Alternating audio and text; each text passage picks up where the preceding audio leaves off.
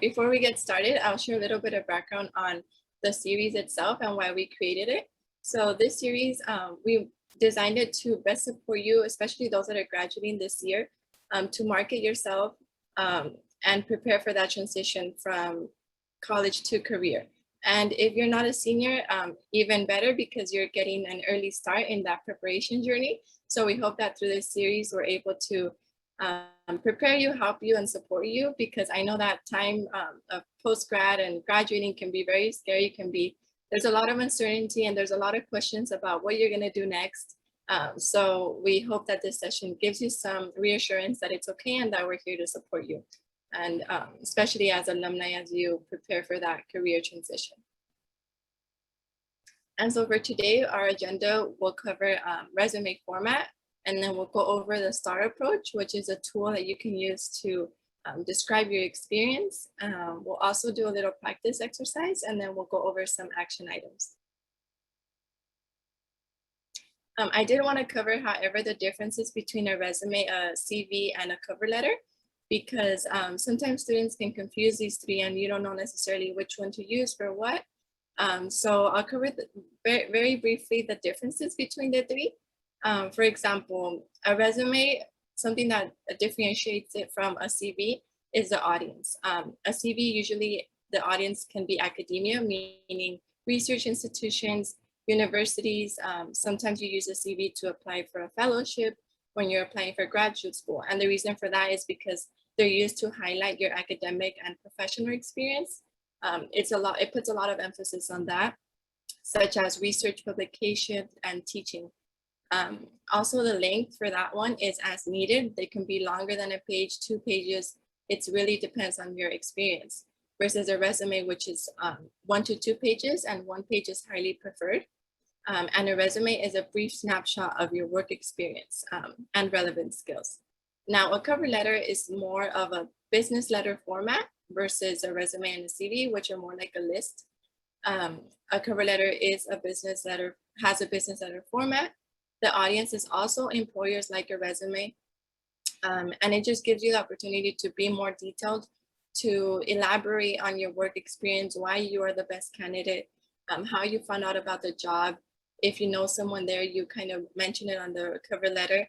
And then you really go into examples as to, if you list, for example, some skills in your resume, your cover letter gives you the opportunity to elaborate on examples of why you have that skill. And then also to share your story, because sometimes a resume is just a snapshot, as it says here, and a cover letter can go into depth in regards to it. For example, if you took a gap year, if you experience a challenge and perhaps you can't demonstrate that on a resume, a cover letter is a great place to do that. So these are just some brief differences. And then, but today we will be covering resume, and we'll go over the format of a resume more in depth. So in regards to the format, here are some examples. I wanted to walk you through the format while showing an example, because that helps me. I'm a visual learner, so I like to see it. So for a format, we will be covering a chronological format. There are different types, but the chronological one is the most commonly used, especially with recent graduates. And it's also the one most preferred by employers. The other formats are functional and the combinational, which is a combination between functional and chronological. But I won't go in regards to the differences for that. Like I said, we'll focus on chronological because that's the most common and the one that is recommended for recent graduates and current students. As you see here, they usually start with your contact information, your name, and then followed by education. The name can be in bigger font. You want to highlight your name, of course. And also you want to keep them under 1 page. And a lot of students struggle with that, because especially if you have already a lot of experience, it can be difficult to keep it under 1 page. So some tips that we have and recommend for that is to use smaller margins. You can play with the margins, just keep them in between 0.5 and 1 inch margins. You can also play with the font size. It doesn't have to be 12 point size. It can be less than that, just no smaller than 10, because then it can make it difficult to read. Another thing to keep in mind in regards to format is the font you select. Try to keep some standard fonts such as Times or Calibri recently. People are moving more away from Times New Roman. I heard the font size you choose represents kind of your generation. But Calibri is a safe one to use. And then always, as you see here, they start with education, because for recent graduates, education is usually the first section that you want to target and the one that you want to highlight. I think that covers everything. Oh, sorry. One more thing that I forgot to mention is the bullets. You want to use bullet points to highlight your work experience. It makes it very easy to focus your eyes on that and organize it nicely. So as you see, the one on the right, they use bullet points. The one on the left use dashes, which you can also do that, but depends on your preference. It just really helps organize your resume. And also, as you see here on the one on the left, on the right, I would like to point out that they are an art major. So it makes sense why they use more color in comparison to the one on the left. Depending on your major, depending on the field that you're going into, you're gonna see different styles of resumes. In regards to the templates, sometimes like if you're checking for templates on Word or Google, you'll find some that are very colorful. It's always best to stay safe unless you're, let's say, a graphic designer, unless you know that in your field, there's a certain style that represents you and that you would like to go ahead and take that risk. But for the most part, these are general templates that are safe. And for finding a template, I recommend looking at your Career Center website. They have a lot of templates depending on your major. So that's where you can find and where I recommend finding a template to use. And then in regards to resume sections, as you saw previously, you start with your name and contact information, education, experience, skills, and awards. These are just the basic general that should, for the most part, always be there. You can always separate it and add additional sections. And then I'll go ahead and cover some of them more in detail. We'll start with the education section. The education section, as I mentioned earlier, is very important when you're a current student or a recent graduate because it's your most recent experience. And if you're using the chronological format, that's what you want to start off with, the most recent. So education counts as your experience. And so you put it up at the top right under your contact information. I listed 3 examples because depending on your experience, it's going to vary what you include in it. For example, the first one, the student was most likely a transfer student. So they have 2 schools for that. It is optional if you're a transfer student, whether you want to include your first school or not. Some questions that you might want to ask yourself in order to decide if you want to include it is whether or not, for example, the job that you're applying to, if the major that you did for your associate's degree, if the major is more aligned with the job, and let's say your BA or your bachelor's degree is a different major, then you might want to include your community college degree so that it shows that you have additional expertise in a different field. Another reason why you might want to include the community college is if let's say you're applying to a job at your community college, you might want to demonstrate that you actually went to school there. So there's different reasons why it would benefit you to add it, but it is optional. Some transfer students only include the one where they graduated from. And then the second example, I added it because it shows that the student added honors list. That's something that a lot of students add in their education section, whether they received an award, they were on the dean's list. You always want to include that. That's really important. And then also along with it, the times that you received that. The third example shows that the student added relevant coursework.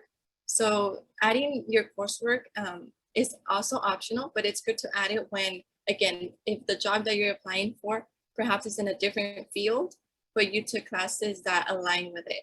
So for example, you can major in, let's say, education, but you took a lot of the classes in computer science or technical courses, and now you're trying to get a job in the tech field, then you might want to add relevant coursework and show that you have that additional background. So relevant coursework is optional, but depending on your situation, you might want to add it. And although these examples don't have it, there are other things that you can add on your education section is a thesis or capstone project, especially for seniors. I know sometimes these are optional, and there's, depending on your major, you might complete a thesis or a special project. And if you want to add that, this is a place where you would highlight that. The next section is experience. For experience, that's where you would list, for example, your internships, your work experience, your volunteer, leadership experience.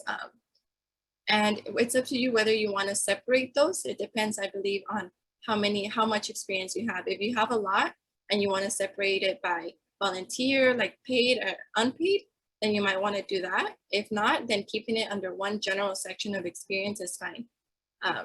In this case, the first example did have a section of leadership experience. And as you can see, they added vice president of the college senate. These are really important things you can add. If you had a leadership role in any club, in any community organization, you want to add that and really highlight your role and impact there. The second example is actually one from my resume, and I added it here because initially it wasn't part of my resume. I didn't know that you can add stuff like this on there. And I actually, Ernie from OFCV helped me add and make this one very specific, because initially I only had that I created an article on bike sharing. And then he asked me to elaborate more. And I told him, oh, well, in order to create this article, I had to interview a professor. And I told him what professor it was. And he said, like, adding the name of the professor can give you an extra, it adds more value to your experience. So don't be afraid to add more detail. Keeping it obviously clear and concise is good, but don't be afraid to add detail, especially if you did research with a professor or did any work with a professor and they're known for something, you definitely want to add that to your experience. And now for the skills, I decided to really differentiate hard skills and soft skills, because I know oftentimes we get confused with those. So for hard skills, those are skills that you can acquire through a class, through a training program.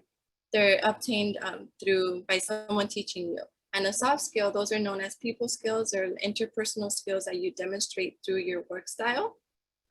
So for example, some hard skills would be your proficiency in a language. If you speak a foreign language, you want to add it there. If you know computer programming or a software like Microsoft Office, you want to add that. Soft skills are like communication, teamwork, leadership. Those are soft skills. And those you demonstrate through your work, through work.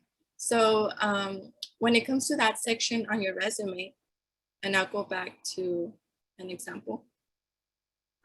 Here on the left, you see that those are mainly hard skills that they list on there. The reason for that is because you want to show your soft skills through your work experience.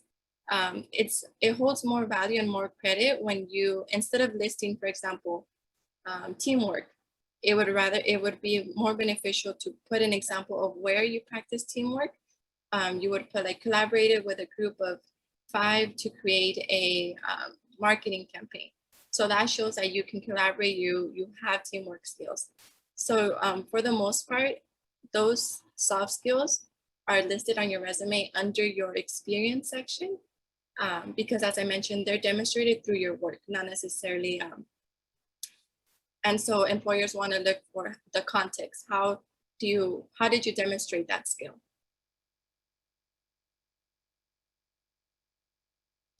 And now you might be wondering, what if you lack work experience? What can you do? And I always like to tell students to put a lot of emphasis on your internship or volunteer experience. Sometimes even a class project can be experience. And also remember that employers know that you're a recent graduate. They know that you're a student. Sometimes it's not possible, depending on your circumstances, to work and go to school. So putting emphasis on your courses, your projects, that's really important. You can also use your cover letter to explain your story of why, let's say you had a gap in employment, to explain if maybe you don't have that employment, but in classes you really took initiative and did like extra assignments, like an extra project that was perhaps optional. That's where you could explain that. And then always use your network, because sometimes even if you have a lot of experience, if you don't use your network, it's going to be hard to find a job. So using your network is actually the best way to to find a job, more than having experience, more than having a great like full resume. So these are just some things I wanted to highlight if in the case that you do have few work experience. So now we'll go ahead and cover the STAR approach. So as I mentioned earlier, this is a tool that you can use to explain, to write down your experience and really use it to your advantage so that you highlight your skills. So the STAR approach it's an acronym, and it stands for situation, task, action, result. You always want to briefly describe the context. So that would be the situation, then followed by the task. So the specific task or job that you were assigned. Action would be what you did to accomplish that, why and how you did it. And then the result would be what you achieved through your actions. And I know it's kind of a lot to take in, so we'll walk through an example of how you use the STAR approach. So this is an example, let's say, of a description of a role that you had in a certain job. Research branding tactics applicable to social media marketing in order to develop a program to improve the company's Instagram ad campaign. Website traffic and usage rates increased by 15%. So that is the job description. Now the situation for this example would be research branding tactics applicable to social media marketing. The task is to develop a program to improve the company's Instagram ad campaign. The actions would be research branding tactics and developing the program. And then the results would be website traffic and usage rates increased by 15%. Results are usually the ones you can quantify. It's always good to include numbers if possible. For example, if you're doing a presentation, and it's always good to say how many people attended that presentation, how many people did you reach through your presentation. Including those numbers is really important to measure the impact and the results of your work.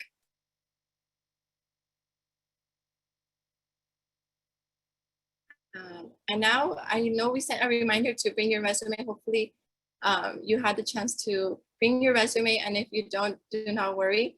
You can practice, think about a project or a role that you had in a specific job or internship or volunteer experience, and try writing down something that you did and using the STAR approach. So if it's helpful, I can go to this slide. I'll leave it here, and I'll give you 3 minutes to, like I said, edit one of the bullet points on your resume or create your own.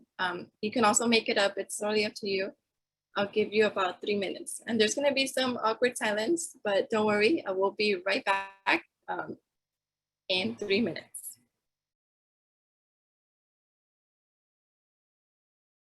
Okay, it's been 3 minutes. Let me know if that was enough time. I can also give an additional minute.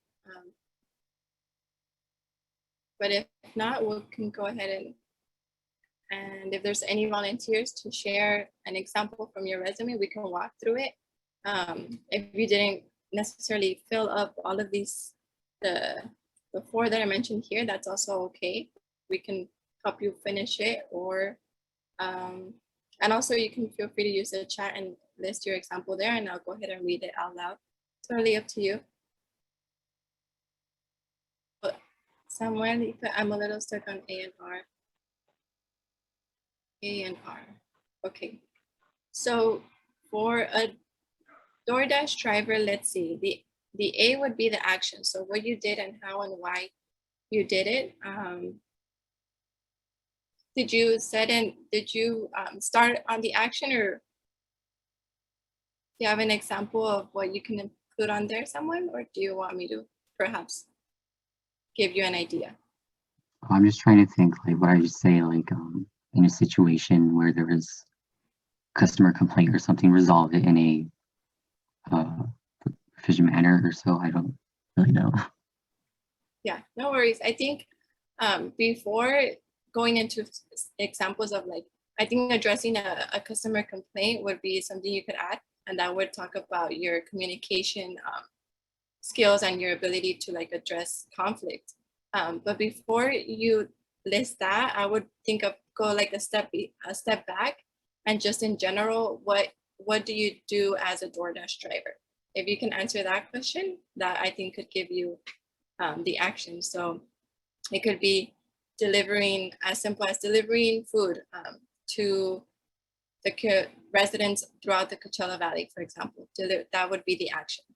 And then the result, what you achieved, if let's say you've been awarded or recognized for doing it in a fast manner or always being on time, you could say delivered food throughout the Coachella Valley, which resulted in a recognition for the fastest time, and led to and have an average of a 5-star rating. Like that's a result, that's an impact of your action. Or another result could be that you're increasing the satisfaction of the resident, of the your customers, for example. That could be the result, delivering and leading to their satisfaction there with your service. I don't know if Christina, you have any other thoughts? Good. Okay, awesome. I'll move on to the next one. So my colleague Ricardo put solved inventory management deficit by redesigning inventory control system and quality controls, order fulfillment improved by 30% and profits increased by 23%. So in this example, together we can look at it and see this is the actions. Let's start with the actions. I see solved inventory management. That would be an action. Deficit by redesigning inventory control system. That's another action, redesigning. So usually the actions, you can spot them by looking for the action words. Those are very good to spot. Order fulfillment improved by 30%. So that would be the result. And profits increasing by 23%, that would be the result. The task would be solved inventory management deficit, because, and in order, sometimes differentiating the task and the action can be a little difficult. But the way I like to think about it is a task is probably what was assigned for you to do by your employer. So I'm thinking that this person was asked to solve this deficit. So that's what that was the task. And then to solve it, how did they do it? The action, redesigning inventory control system. That would be the action. Hopefully that makes sense. I'm gonna move on to one or two more. Let me look at time. Yeah, one more because of time. And if we have time at the end, I'll do the rest. We'll go with Enedinas. Thank you for sharing. Help students working toward high school graduation and prepared for post-secondary education and career success by maintaining record and statistics, monitored grades and course selections. Okay, let's see. One of the tasks would be help students working toward high school graduation and prepare for post-secondary education. So that would be the task. By maintaining a record would be the action, because that's how you accomplish your task. Maintaining record and statistics, monitored grades and course selections. That would also be part of the action. So what do y'all think would be missing from this one? Results, maybe? Like how did it impact, or how many students it impacted?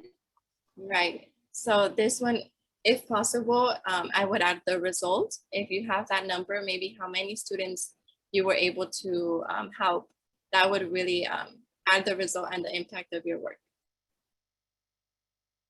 And sometimes it's not possible actually to add a result. Sometimes depending on what you're describing, if you're not able to quantify it, that's okay. But for the most part, I always try to add that result part and impact. Or could it have, say, helped 400 students working towards blah, blah, blah. So however many students are participating in that program, because then that would kind of speak to some of the results. I don't know. Yeah. Yes. Sometimes let's say you provide a service for 400 students, but you don't necessarily know the impact of it. You can start it off by saying how many you provided it for, and maybe you're not able to measure impact yet because it's like a 2-year thing or a 1-year thing. But you can start off with saying how many people you provided it to, and that could be measured. That could be an example of a result as well. So we'll go ahead and move on. And like I said, we can get back to those examples. Thank you to those that shared. So now I'd like to cover some brief resume tips that I think are very helpful when creating a resume. I always want to make sure you choose the appropriate order. I know earlier I mentioned that depending on your situation, like for recent graduates, you want to start off with education, but that can actually change later. I know once you have a lot of years in the working and in the professional field, you can actually move your education to the bottom and instead focus on your work experience. So the order can change throughout your career. You also want to be selective. So by that, what I mean is that you do want to focus on relevant experience. You want to focus on things that really show your skills, and that if you can show the impact of a project you completed, even better. But it doesn't, I know also we want to get it to a page. And if you don't have a lot of experience, sometimes it's okay if it's less than a page rather than filling it up to a page, but it's only full because there's a lot of excess information and details that might not necessarily need to be there. So it's okay if it's less than a page, and rather that it has good and information that's really there and is serving a purpose. You also want to make it readable. So make sure you're using, like I said, the correct fonts, correct size, that you're using bullet points so that you can make it readable. And that really helps employers when they're reviewing resumes. You want to make sure that you're making it easy for them to read and understand. You also want to tailor it for each opportunity. This is very, very important when you're applying for jobs, because employers want to see that you would be a great candidate for that specific job, for that specific team.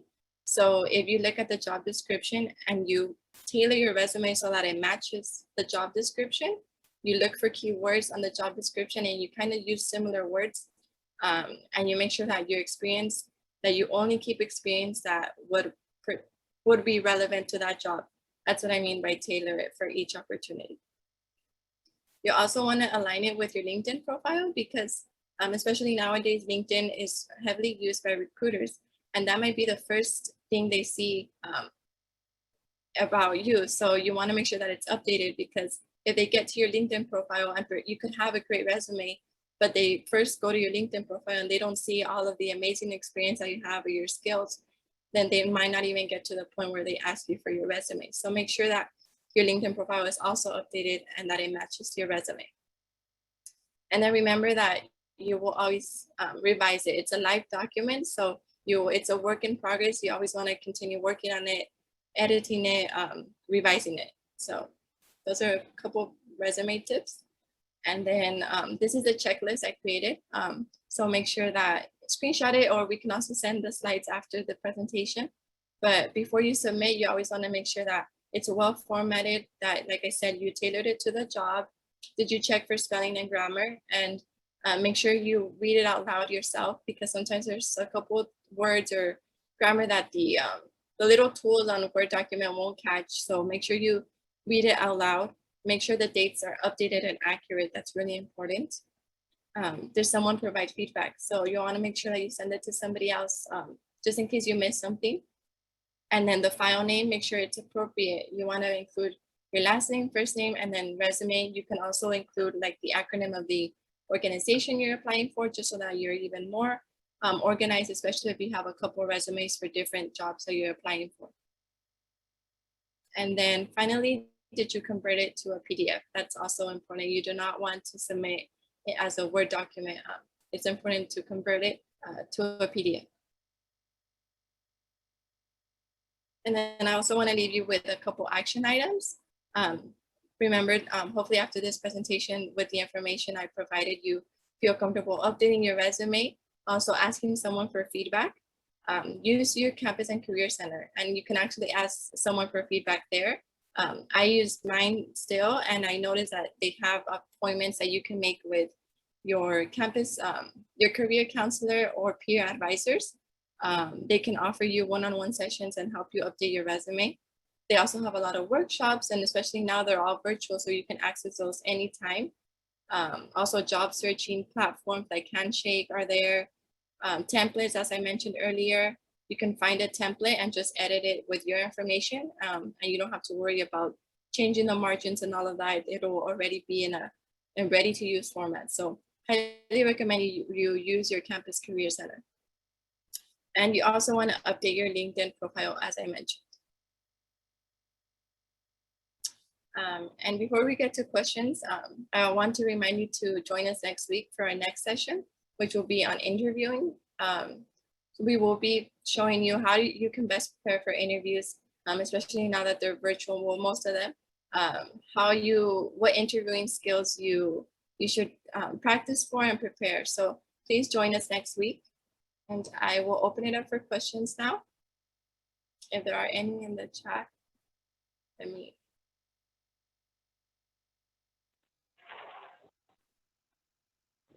I just saw from Sikali, hello, and just saying, I know the CSUS Career Center is available for students up to a year after graduation. However, I'm not sure if other schools offer the same. And that is correct. I actually still, also a CSUS alumni. I graduated back in 2017. And I still do have access to the Career Center, not the full services or the full suite that students have access to, but it's something to get you started and to at least have the contact with whoever is in charge of it or the coordinators, and they can always help you get in touch with other resources as well. So through your alumni network, you're also going to have a lot of opportunities available just to you. Thank you for sharing that, Siglali. Yes, I know for me at UC Berkeley, it was 6 months after. And then for DSP students, it's a year after graduating. So yes, check with your career centers, because even after you graduate, you can still access those services. Yeah, and just to add to that, these are services that you pay through tuition. So it's almost like paying for a subscription and never using them. It's almost like having Netflix and never logging on. So I think it's great that you know where they're at. And the only other thing I was going to add to the career services, the resume is what we call a live document. It's something that's going to continue to grow, and it's continued to increase in page sizes as you get more experiences, as you acquire more knowledge or expertise in your field of work. So one of the things that have been shared with us and we share with students is that make a date with yourself every 6 months. Assess what you've done, track it, because then what happens is sometimes you lose sight of it. You start forgetting, what was that project, or did I record this? So one of the good practices that I've been, they've shared with me is every 6 months, look at it. If you can, even more, more frequently, but it is a live document that's going to continue to change, and you're going to create that live document according to how Eloisa says, depending on if it's going to be for academic employment or others. So the resume is going to speak the language of the opportunity. So I just wanted to add that. Yes, thank you, Christina. Yeah, I just wanted. Oh, go ahead. Yeah, I was just going to say, just first and foremost, Eloisa, this is a great presentation, and I wish I would have had something similar when I graduated from college. So just kudos to you and the team for this presentation. And just want to also underscore what you shared on making sure that the LinkedIn profiles are matching up with the resumes. One of the things that I've heard along the way from HR directors is that the longer you can keep someone on your resume, the higher your chances are that they would invite you for an interview. So even if you reference your LinkedIn account on your resume, and then you can include additional details in your LinkedIn profile, whether it be links to projects that you've worked on, or add any additional details you couldn't cover in that one page. That goes a long way. So just want to underscore the importance of that. And then also using your networks. So for students, as you heard here, using your college university networks is really important.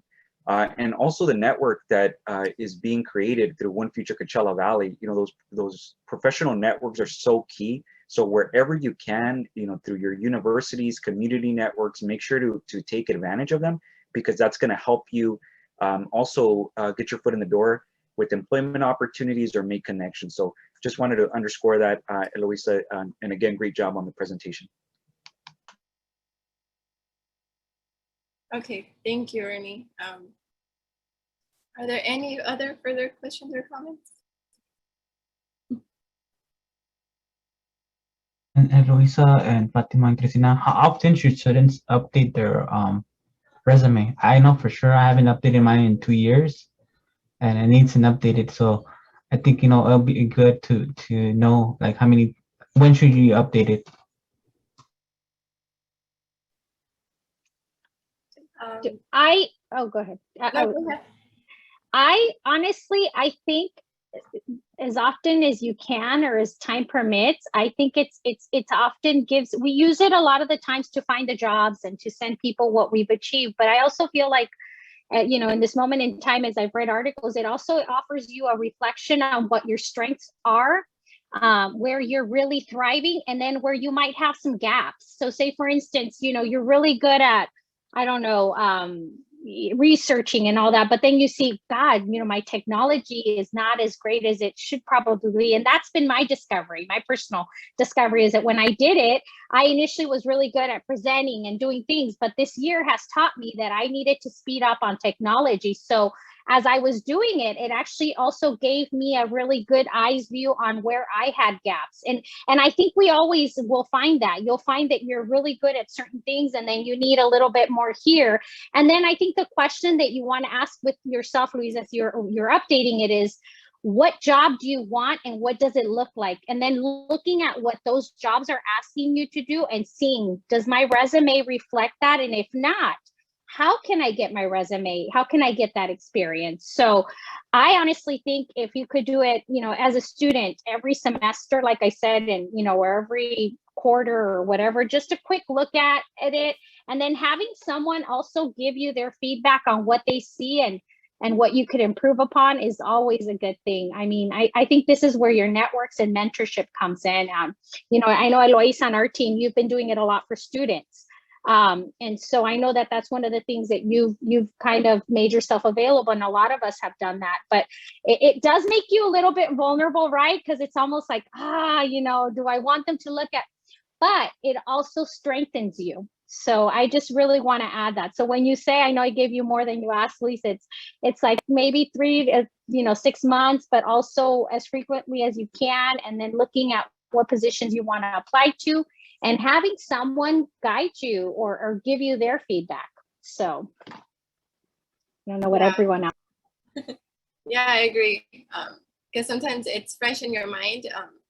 If you take a while before updating it, you might forget certain details or things that you did. So it's really good to update it as often as you can. And it'll just make it easier once you're ready to apply, even if you're not applying now.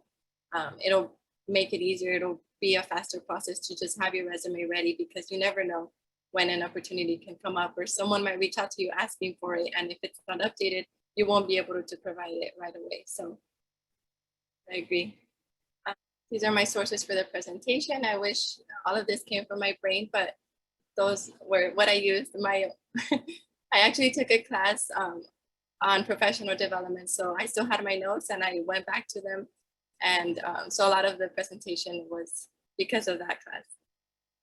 And also make sure you connect with us if you're not already, through Instagram, Facebook, and LinkedIn. And you can feel free to reach out to me. As Christina mentioned, I've helped some of our scholars with their resumes. So if you want additional help, I can definitely help you. Please email me, contact me. And that concludes our presentation. If you have any additional questions, feel free to reach out to me through email or call me. We're here to support you all. So thank you. Thank you. Hey, everyone. Thank Bye. you. Thank you all. Welcome. Thank you.